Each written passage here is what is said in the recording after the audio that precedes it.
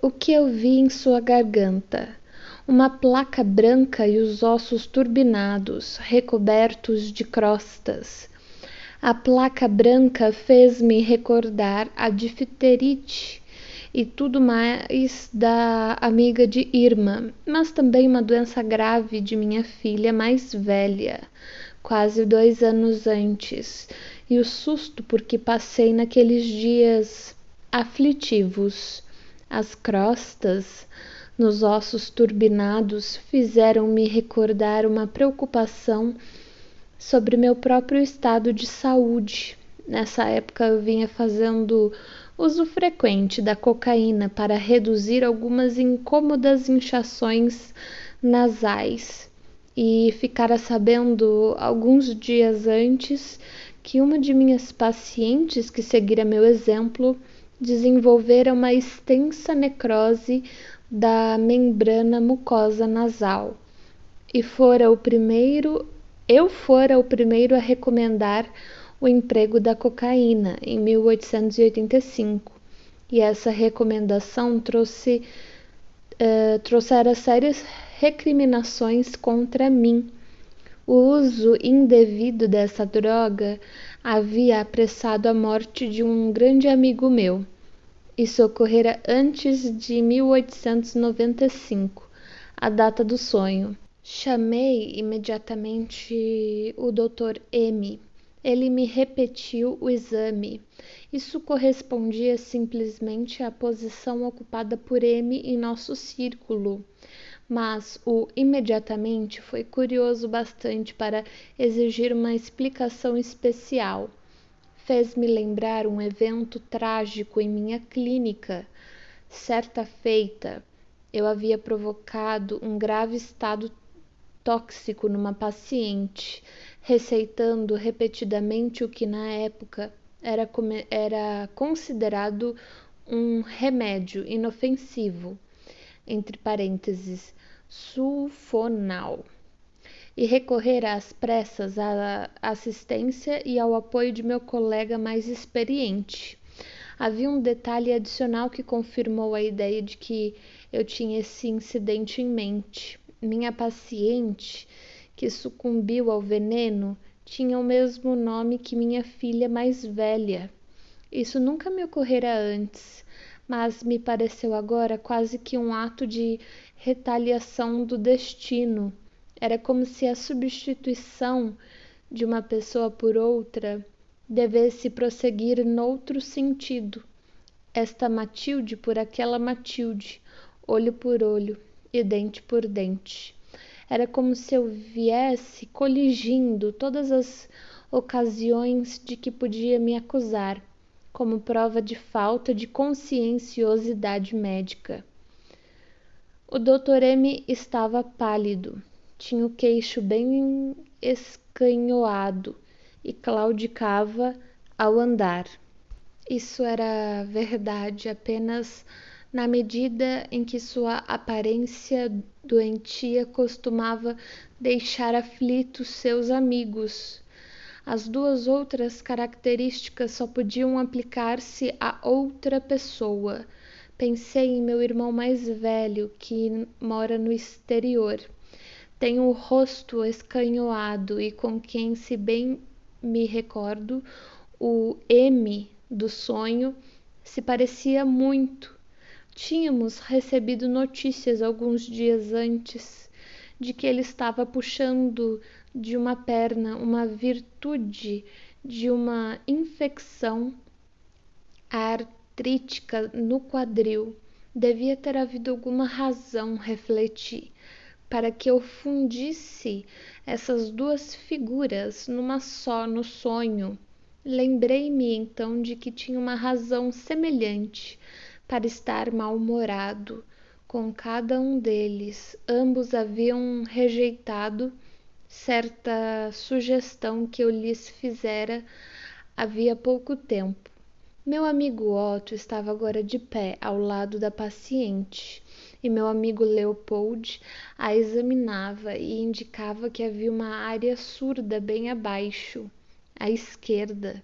Meu amigo Leopold era também médico e parente de Otto. Como ambos se haviam especializado no mesmo ramo de medicina, era seu destino competirem um com o outro, e frequentemente se traçavam comparações entre eles. Ambos haviam trabalhado como meus assistentes durante anos, quando eu ainda chefiava o departamento de neurologia para pacientes externos de um hospital infantil. Cenas como a representada no sonho muitas vezes ocorreram ali, enquanto eu discutia o diagnóstico de um caso com Otto. Leopold examinava a criança mais uma vez e fazia alguma contribuição inesperada para nossa decisão. A diferença entre o caráter de ambos era como a existência entre o meirinho Brazig e seu amigo Carl, Karl. Um se destacava por sua rapidez, ao passo que o outro era lento, porém seguro. Se no sonho eu estabeleci um contraste entre Otto e o prudente Leopold, evidentemente o fazia em favor do segundo. A comparação era semelhante à que eu fazia entre minha desobediente paciente Irma e sua amiga, que eu considerava mais sensata do que ela. Percebia então outra das linhas ao longo das quais se ramificava a cadeia de pensamentos no sonho, da criança doente para o hospital infantil. A área surda bem abaixo, à esquerda, parecia-me coincidir em todos os detalhes com um caso específico em que Leopold me impressionara por sua meticulosidade. Tive também uma ideia vaga sobre algo da ordem de uma afecção metástica, mas isso também pode ter sido uma referência à paciente que eu gostaria de ter em lugar de Irma. Até onde eu pudera julgar, ela havia produzido uma imitação de tuberculose. Uma parte da pele do ombro esquerdo estava infiltrada. Vi imediatamente que isso era o reumatismo em meu próprio ombro, que observo invariavelmente quando fico acordado até altas horas da noite. Além disso, as palavras do sonho eram muito ambíguas, abre aspas. Notei isso, tal como ele, reticências, fecha aspas. Ou seja, notei-o em meu próprio corpo. Impressionou-me também o enunciado incomum. Uma parte da pele estava infiltrada. Estamos habituados a falar em infiltração póstero-superior esquerda, o que se referia ao pulmão e, portanto, mais uma vez, à tuberculose. Apesar de seu vestido, isso de qualquer modo for apenas uma interpolação, naturalmente costumávamos examinar as crianças no hospital despidas, e isso seria um contraste com a maneira como as pacientes adultas têm de ser examinadas. Lembrei que se dizia de um famoso clínico que ele jamais fizera um exame físico de seus pacientes a não ser através das roupas. Não consegui ver nada além disso e, francamente, não senti nenhum desejo de penetrar mais a fundo nesse ponto. O Dr. M disse, abre aspas, é uma infecção, mas não tem importância, sobreviverá numa disenteria e a toxina será eliminada, fecha aspas. A princípio isso me pareceu ridículo, não obstante, como todo o resto, tinha de ser analisado com cuidado. Quando passei a investigar mais de perto, pareceu-me ter uma espécie de sentido, apesar de tudo. O que descobri na paciente foi uma difteria local. Lembrei-me de uma discussão na época da doença de minha filha, sobre difterite e difteria, sendo essa a infecção geral que decorre da difterite local. Leopold indicara a presença de uma infecção geral dessa natureza, a partir da existência de uma área surda, que assim poderia ser considerada como um foco metástico. Eu parecia pensar, é verdade, que essas metástases de fato não ocorrem com a difteria. Aquilo me fazia pensar antes em piemia. Não tem importância, isso foi dito como consolo. Parecia ajustar-se da seguinte forma no contexto. O conteúdo da parte procedente do sonho fora que as dores de minha paciente eram decorrentes de uma grave infecção orgânica. Tive a sensação de que dessa maneira eu estava apenas tentando desviar a culpa de mim mesmo. O tratamento psicológico não podia ser responsabilizado pela persistência de dores diftéricas, não obstante. Experimentei uma sensação de constrangimento por ter inventado uma moléstia tão grave para Irma, apenas para me inocentar. Parecia cruel demais, assim, precisava de uma certeza de que no fim tudo ficaria bem. E me pareceu que colocar as palavras de consolo precisamente na boca do Dr. M não fora má escolha. Assim sendo, porém, eu estava adotando uma atitude superior em relação ao sonho, e isso por si só exigia explicação. E por que o consolo era tão disparatado? Disenteria. Parecia haver alguma ideia teórica remota de que o material mórbido pode ser eliminado pelos intestinos. Seria possível que eu estivesse tentando zombar do espírito fértil do Dr. M na produção de explicações artificiais e no estabelecimento de ligações patológicas inesperadas? Ocorreu-me então outra coisa relacionada com a desinteria.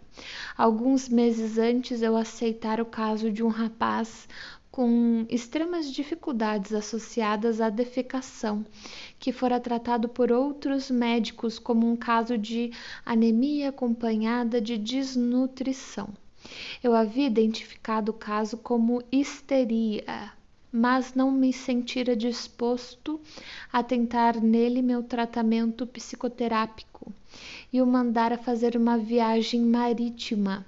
Alguns dias antes recebera dele uma carta desesperadora, enviada do Egito, dizendo que ali tivera um novo ataque e que um médico declarara tratar-se de disenteria. Suspeitei que o diagnóstico fosse um erro por parte de um clínico inexperiente que se deixara enganar pela histeria, mas não pude deixar de me recriminar por haver colocado meu paciente numa situação em que poderia ter contraído algum mal orgânico, além de seu distúrbio intestinal histérico. Além disso, disenteria não soa muito diferente de difteria, palavra de mau agouro que não ocorreu no sonho. Pensei comigo mesmo, devo ter zombado do Dr. M por meio do prognóstico consolador. Abre aspas, sobrevivera uma disenteria, etc. Fecha aspas. Pois voltou a me ocorrer que, anos antes, ele próprio me contara uma história divertida de natureza semelhante sobre outro médico. O Dr. M fora convocado por ele para dar um parecer sobre um paciente gravemente enfermo e se sentir obrigado a salientar, em virtude da visão muito otimista assumida por seu colega, que encontrara albumina na urina do paciente O outro, porém, não se dera absolutamente por achado. Abre aspas, não tem importância, fecha aspas. Dissera, a albumina logo será eliminada. Não pude mais sentir nenhuma dúvida, portanto, de que essa parte do sonho expressava desprezo pelos médicos que não conhecem a histeria. E como que para confirmar isso, outra ideia cruzou-me a mente. Será que o Dr. M se apercebeu de que os sintomas de sua paciente, a amiga de Irma, que dão margem ao fervor da tuberculose, também têm uma base histérica? Terá ele identificado essa histeria? Ou será que ele se deixou levar por ela? Mas qual poderia ser minha motivação para tratar tão mal esse meu amigo? A questão era muito simples. O Dr. M concordava tão pouco com minha solução quanto a própria Irma. Assim, nesse sonho, eu já me havia vingado de duas pessoas, de Irma com as palavras: se você ainda sente dores, a culpa é sua, e do Dr. M com o enunciado do consolo absurdo que pus em minha boca. Tivemos pronta consciência da origem da infecção. Esse conhecimento instantâneo no sonho foi notável, só que pouco antes não tínhamos tido nenhum conhecimento disso, pois a infecção só foi revelada por Leopold.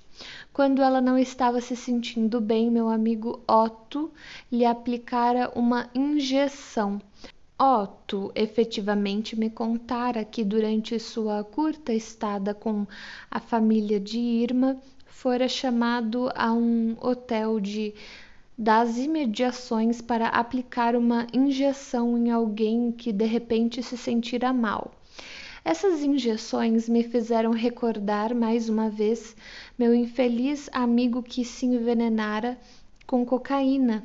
Eu o havia aconselhado a só usar a droga internamente, isto é, por via oral, enquanto a morfina era retirada, mas ele de imediato se aplicara injeções de cocaína. Um preparado de propilos, ácido propiônico. Como teria eu chegado a pensar nisso?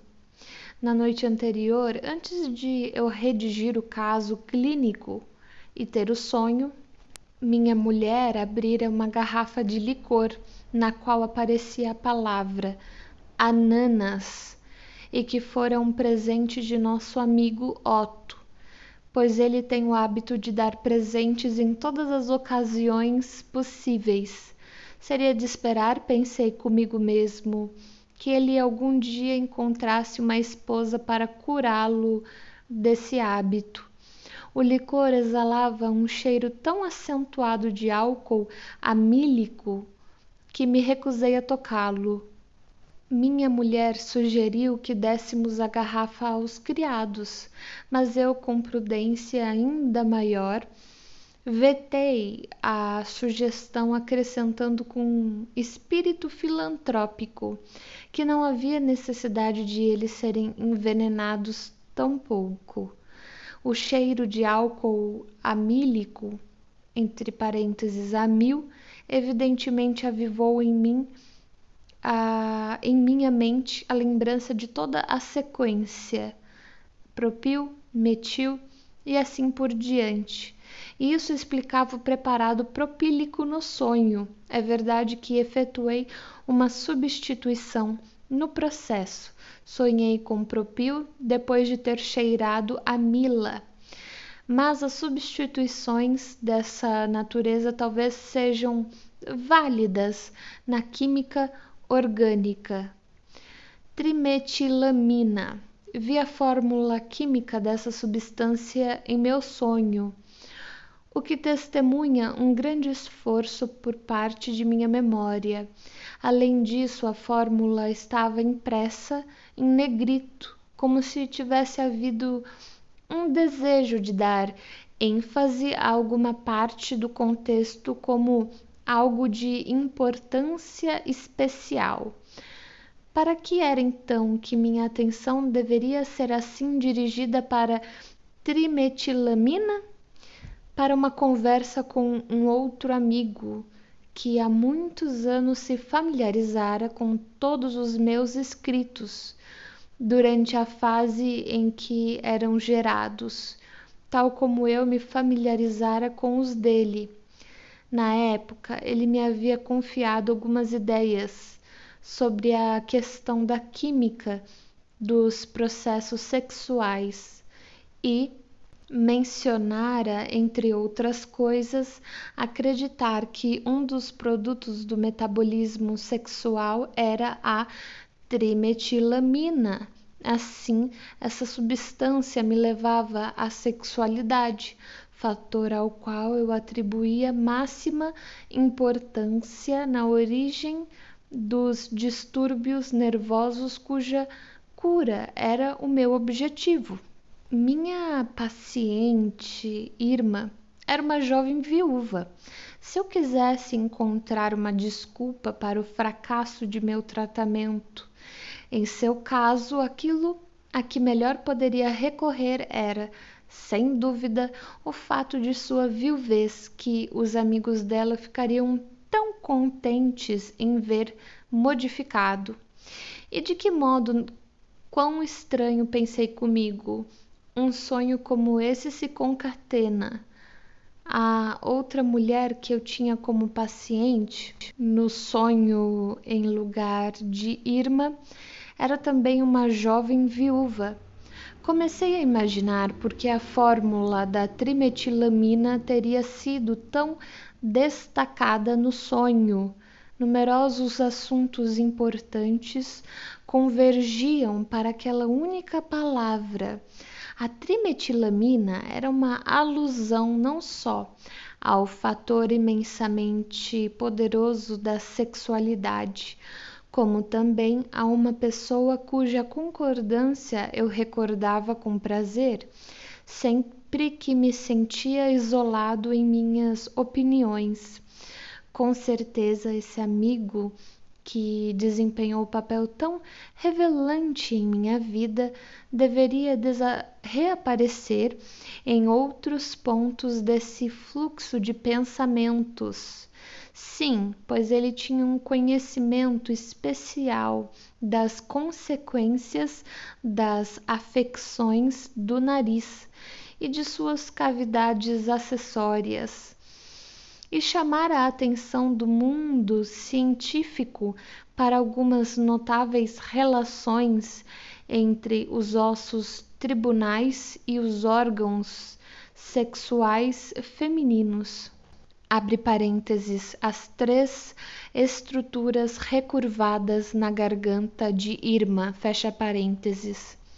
Eu tomara providências para que Irma fosse examinada por ele, para ver se suas dores gástricas poderiam ser de origem nasal, mas ele próprio sofria de rinite supurativa, o que me causava angústia, e houve sem dúvida uma alusão a isso na piemia que me ocorreu vagamente em relação às metástases do sonho.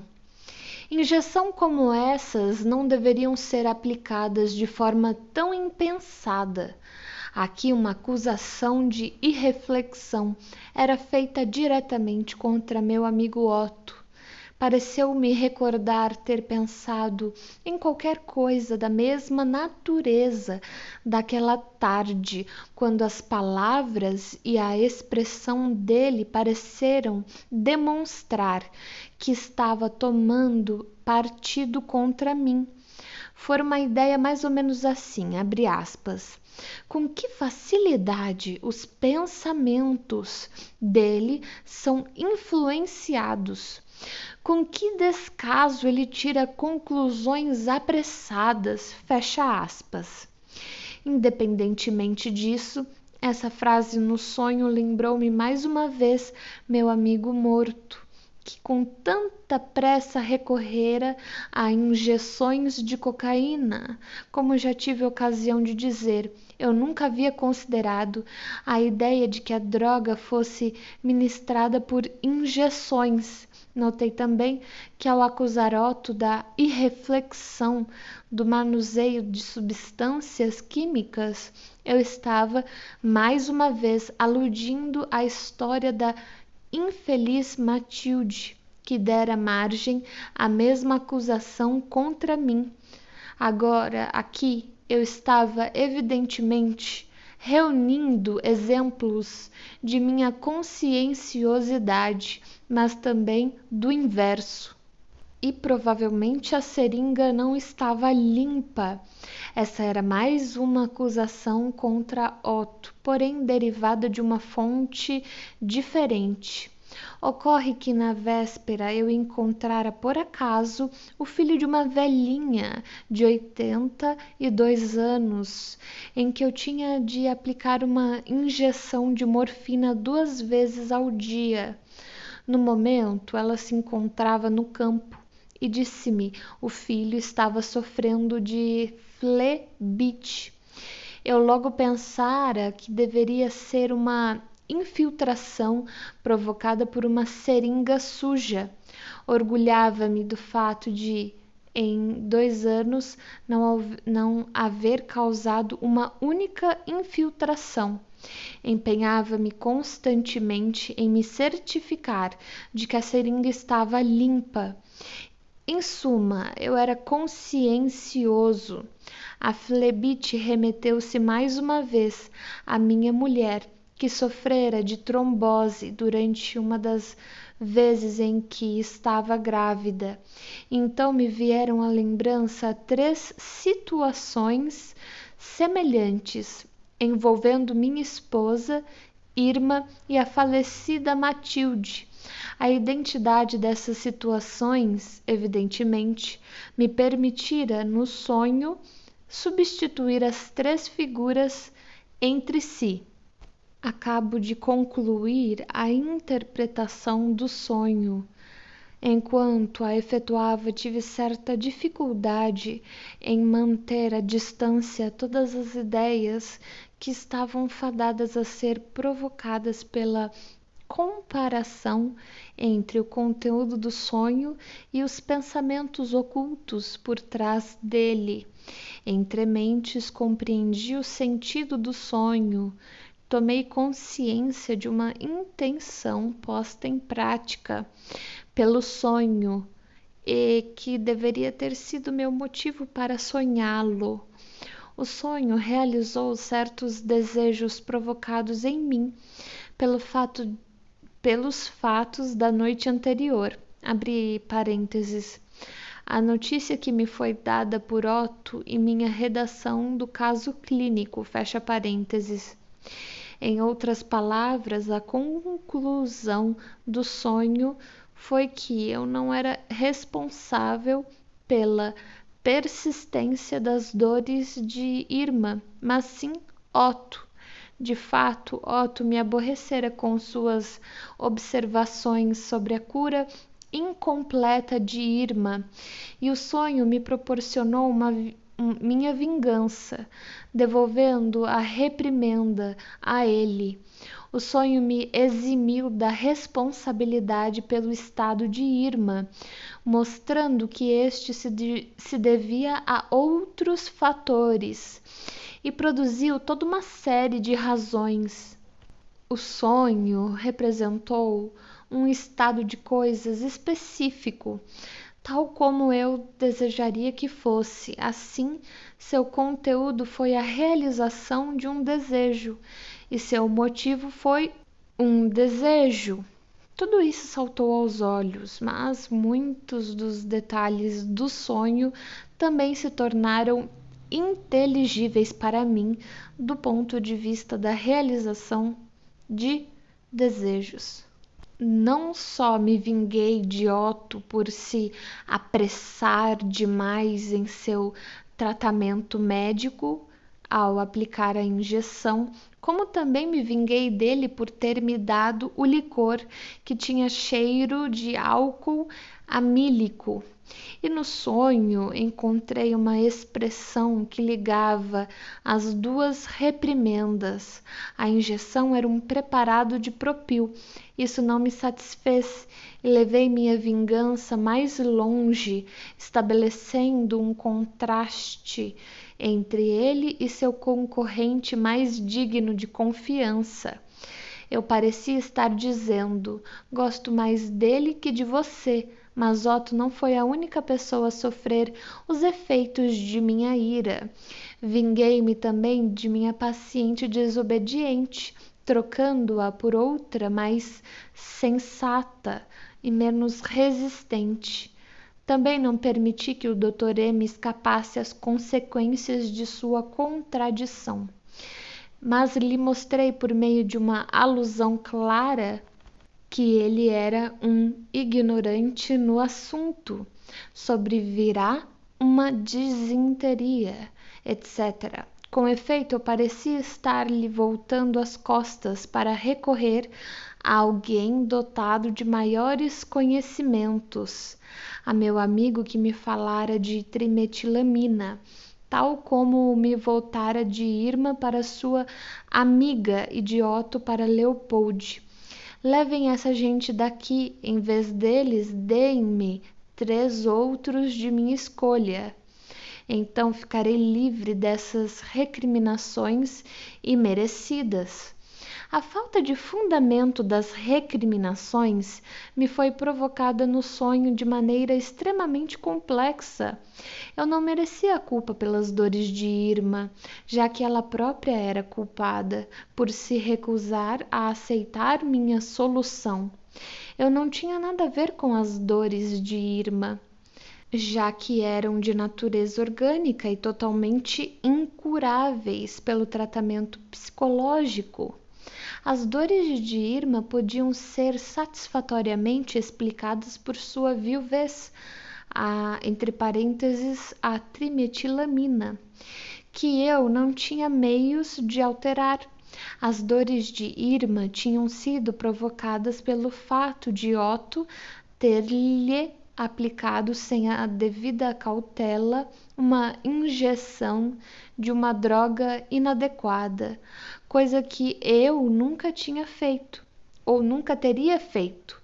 As dores de Irma eram o resultado de uma injeção com agulha suja, tal como o flebite da velhinha de quem eu cuidava, ao passo que eu nunca provoquei nenhum dano com minhas injeções. Notei, é verdade, que essas explicações das dores de Irma, que contribuíam para me isentar de culpa, não eram inteiramente compatíveis entre si, e a rigor eram mutuamente excludentes. Toda a apelação, pois o sonho não passara disso, lembrava com nitidez a defesa apresentada pelo homem acusado por um de seus vizinhos de lhe haver devolvido danificada uma chaleira tomada de empréstimo. O acusado asseverou, em primeiro lugar, ter devolvido a chaleira em perfeitas condições; em segundo, que a chaleira tinha um buraco quando a tomara emprestada; e, em terceiro, que jamais pedira emprestada a chaleira a seu vizinho. Tanto melhor se apenas uma dessas 3 linhas de defesa fosse aceita como válida, o homem teria de ser absolvido. Alguns outros temas que não estavam ligados de forma tão evidente à minha absolvição pela doença de Irma desempenharam seu papel no sonho. A doença de minha filha e da minha paciente do mesmo nome, o efeito prejudicial da cocaína, o distúrbio de meu paciente que se encontrava em viagem pelo Egito, minha preocupação com a saúde de minha mulher e de meu irmão e do Dr. M, meus próprios males físicos e minha aflição por meu amigo ausente, que sofria de rinite supurativa. Mas, ao considerar todas essas coisas, vi que podiam ser todas enfeixadas num único grupo de ideias e rotuladas, por assim dizer, como, abre aspas, interesse por minha própria saúde e pela saúde de outras pessoas, conscienciosidade profissional. Fecha aspas. Veio-me à mente a obscura impressão desagradável que experimentara quando Otto me trouxera a notícia do estado de Irma. Esse grupo de ideias que haviam desempenhado um papel no sonho permitiu-me, retrospectivamente, traduzir em palavras aquela impressão passageira. Era como se ele me houvesse dito, abre aspas, você não leva seus deveres médicos com a devida seriedade, mas não é consciencioso, não cumpre o que se comprometeu a fazer, fecha aspas. A partir daí foi como se esse grupo de ideias se tivesse colocado à minha disposição para que eu pudesse apresentar provas de como eu era extremamente consciencioso da profundidade com que me interessava pela saúde de meus parentes, amigos e pacientes. Foi um fato digno de nota que esse material tenha também incluído algumas lembranças desagradáveis que mais davam apoio à acusação de meu amigo Otto do que minha própria defesa. O material era, como se poderia dizer, imparcial, mas não o bastante. Havia uma ligação inconfundível entre esse grupo mais amplo de pensamentos subjacentes ao sonho e o tema mais restrito do sonho que me deu margem ao desejo de ser inocentado da doença de Irma. Não tenho a pretensão de haver desvendado por completo o sentido desse sonho, nem de que sua interpretação esteja sem lacunas. Poderia dedicar muito mais tempo a ele, tirar dele outras informações, examinar novos problemas por ele levantados. Eu próprio conheço os pontos a partir dos quais outras linhas de raciocínio poderiam ser seguidas. Mas as considerações que surgem no caso de cada um de meus próprios sonhos me impedem de prosseguir em meu trabalho interpretativo. Se alguém se vir tentado a expressar uma condenação apressada de minha reticência, recomendo-lhe que faça a experiência de ser mais franco do que eu. No momento, estou satisfeito com a obtenção dessa parcela de novos conhecimentos. Se adotarmos o método de interpretação de sonhos que aqui indiquei,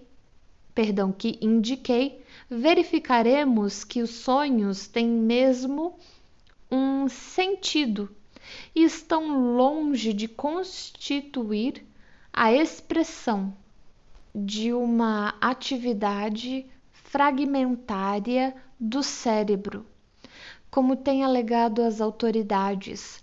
Quando o trabalho de interpretação se conclui, percebemos que o sonho é a realização de um desejo.